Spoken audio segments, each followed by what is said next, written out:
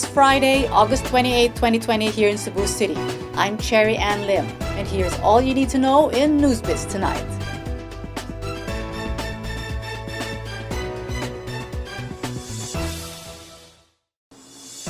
The Police Director of Central Visayas will recommend to the Interagency Task Force to extend the general community quarantine status of Cebu City for another week after August 31. This is to give time for the transition of the police force, since personnel from Western and Eastern Visayas deployed in Cebu City will be sent back to their respective regions. Here's Chari Coronel for the details. Due to the declining number of active COVID-19 cases in Cebu City for the past days, there is a chance that the city will be downgraded to the most relaxed community quarantine status.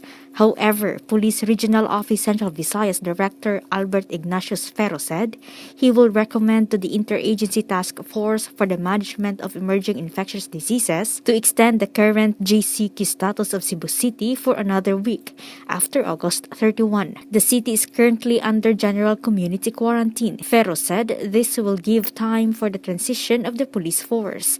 Personnel from the Western and Eastern Visayas who have been deployed in the city since ECQ are set to be sent back to their respective regions.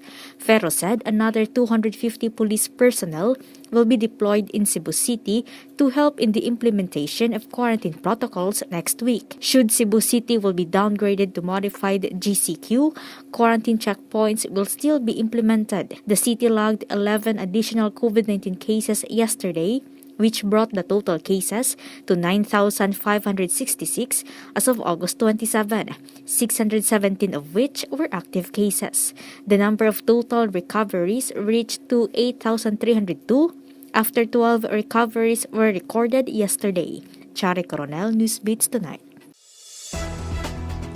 All locally stranded individuals and authorized persons outside of residence from Manila coming to Cebu City must submit a letter of coordination issued by the Barangay of Residents in Cebu City prior to their arrival at the Mactan Cebu International Airport. This is on top of the other requirements already set by the government. Here's Kenneth Torres for the details. The Mactan Cebu International Airport has added requirements for locally stranded individuals and authorized persons outside of residence from Manila coming to Cebu City, pursuant to the mandate of the Cebu City government.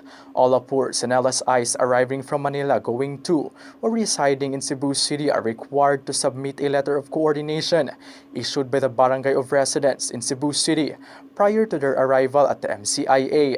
The requirement is addition to the Travel Authority issued by the Philippine National Police Joint Task Force COVID Shield for LSIs. For APURs under the government, they only need to secure a mission or travel order signed by the head of the agency, a medical certificate and certificate of employment. Uniformed personnel do not need to secure a certificate of employment.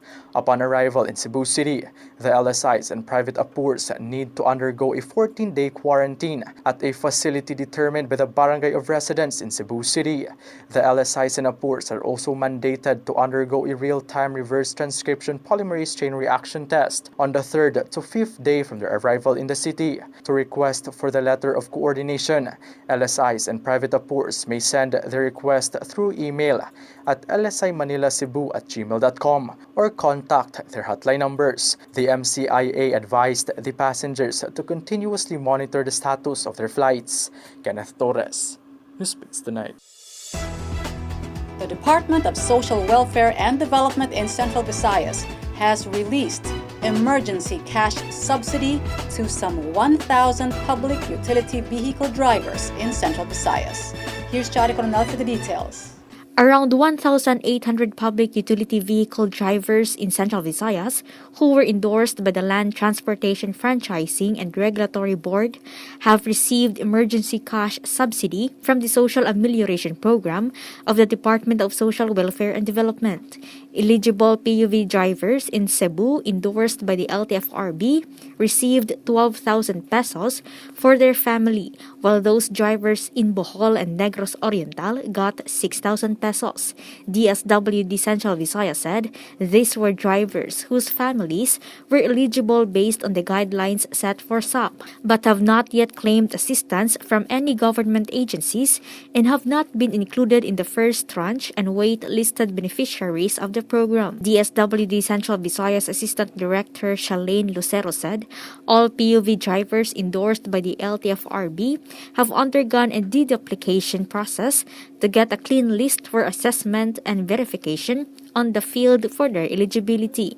These PUV drivers were certified by LTFRB whether they were drivers of Transport Network Vehicle Service, taxi, jeepney, and tricycle that belong to associations or cooperatives. DSWD said it coordinated with LTFRB to know if the drivers have already transferred residents, already part of the Pantawid Pamilyang Pilipino program, if their family have received the first tranche, if they belong to those in the wait list, or those ineligible and have already received assistance from different national government agencies.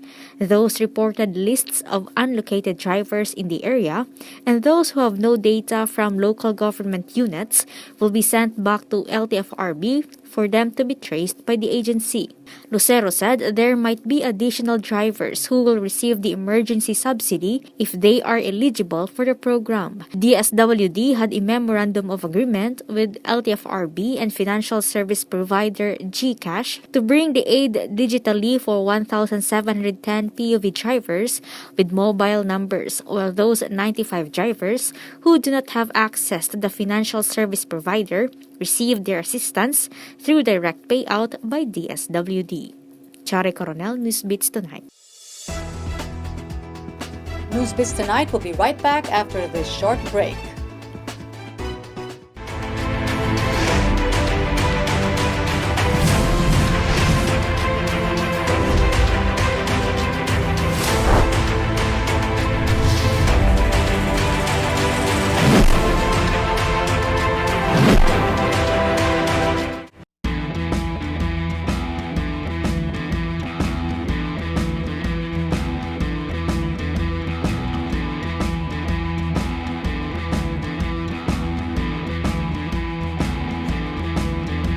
For the latest in sports, here's Kenneth Torres. The potential restart of the Philippine Basketball Association has already drawn the interest of different hosts, including one in Dubai. With PBA teams returning to training in small groups this week, league officials are looking into the possibility of adopting the National Basketball Association model to restart the stalled 45th season. PBA Commissioner Willie Marshall said a number of parties have also expressed their interest in hosting the so-called bubble, including the Coca-Cola Arena in Dubai.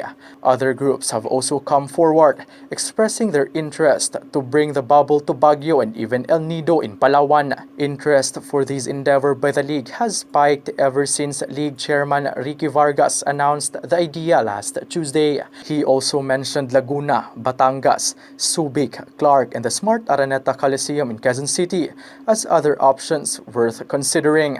Marshall said, aside from the venue, they are also studying how to go out about the league's schedule. Kenneth Torres, Newsbits Tonight.